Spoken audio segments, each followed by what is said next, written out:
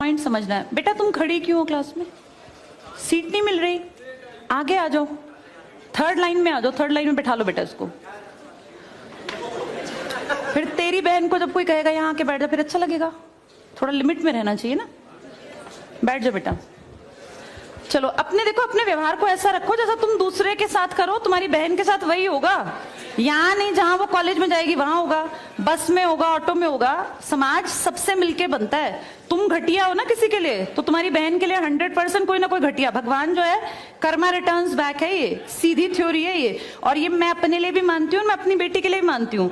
मैं जैसा कर रही हूँ ऐसा ही मेरे साथ होगा, या मेरे घर वालों के साथ। तुम जैसा कर रहे हो ऐसा तुम्हारे भाई बहनों के साथ होगा ही होगा। हम किसी भी बेटी के साथ गलत करेंगे ना, तो अपने आप को इसके लिए तैयार रखना कि मेरी बहन भी पढ़ने निकलेगी। आज छोटी है तो कल निकलेगी। चाचा की बेटी, मामा की बेटी, ऐसा नहीं कोई घर में रिश्ते ही ना हो, माँ भी तो होगी। जैसा तुम कर रहे हो ऐसा तुम्हारी माँ के साथ जरूर घटित हुआ होगा। अब तुम कर रहे हो। बड़े अच्छे कई एड्स हैं, उसमें एक जवान लड़का ना सीटी बजा रहा होता है, तो उसकी माँ, देखा तुम लोगों ने वो, उसकी माँ कहती है बेटा मत कर। तुम्हारी उम्र का था वो लड़का, उसकी माँ लगा लो मेरी एज की मुझसे 2-4 साल बड़ी होगी, क्योंकि जो बच्चे 20 के हैं उनके माँ 40-45, उनकी माँ 45 साल तक की होती हैं। तो लगातार सीटियां बजा रहा है, उसकी माँ उसको कहती है बेटा मत कर। वो इरिटेट हो जाती है, तो फील करता है कि मेरी माँ ऐसा क्यों, मतलब क्यों चिढ़ रही है सीटी बजाने से, घर में बैठ के बजा रहा था सीटी। तो उसकी माँ को याद आता है कि जब मैं रोज बस स्टॉप पे जाती हूँ, 45 साल की अधेड़ उम्र की एक औरत, एक घटिया लड़का, मतलब ऐसे नहीं होते बिल्कुल ही घटिया जिनकी परवरिश हो, वो रोज उसको परेशान करता है, उस 45 साल की औरत को।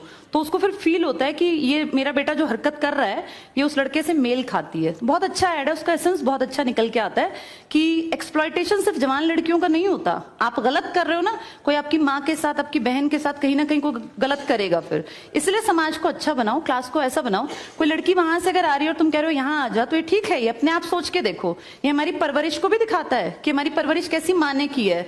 अपनी बेटियों को जितने हम संस्कार देते हैं ना, उससे ज्यादा बेटों को देने चाहिए, क्योंकि गलत करने वाले लड़के ही तो है ना, किसी के प्रति गलत कमेंट करने वाले। ये ठीक नहीं होता। इतने काबिल बनो कि कोई तुम्हारे साथ बैठना चाहे। तुम्हें ये कहना पड़ रहा है कि यहाँ के बैठो, तुम कोई वो छिछोरे 70-80 के दशक के लड़के थोड़ी ना हो, पढ़े लिखे 21वीं-22वीं सदी के लड़के बैठे हो। तुम कोई बच्चे नहीं हो। अब अपने व्यवहार को इतना अच्छा बनाओ, क्योंकि जब गलत बात बोलो ना तो ये सोच के बोलना कि मेरे घर में जो औरत है ना उसको ये सहना पड़ रहा है कहीं ना कहीं। तुम ही लोगों ने समाज बना रखा है, इसको घटिया बना लो चाहे अच्छा बनाओगे तो पूरा समाज अच्छा बन जाएगा। घटिया बनाओगे तो तुम्हारी माँ को भी 100% सुनना पड़ता होगा, क्योंकि ये कर्म है, ये किसी को नहीं छोड़ते। तुम सबको 4 दीवारी में नहीं रख पाओगे। तुम्हारी माँ को भी कहीं ना कहीं बाहर निकलना पड़ता है, चाहे वो मार्केट सब्जी लेने जाती हो, गाँव में रहते हो तो गली में तो निकलती है ना, उसको भी सुनना पड़ता होगा, क्योंकि समाज बनाने वाले तुम ही लोग हो। तो ये ध्यान रखो सबको कि भाई किसी को हमारे किसी भी कमेंट से बुरा ना लगे, और इनको अलग मत समझो। जैसे तुम्हारी बहनें ऐसी ये हैं, पसंद आना कोई अलग बात होती है, पर व्यवहार अच्छा रखना चाहिए। तुम्हारी परवरिश अच्छी माने की है, कम से कम ये दिखा के चलना। चलो ये टॉपिक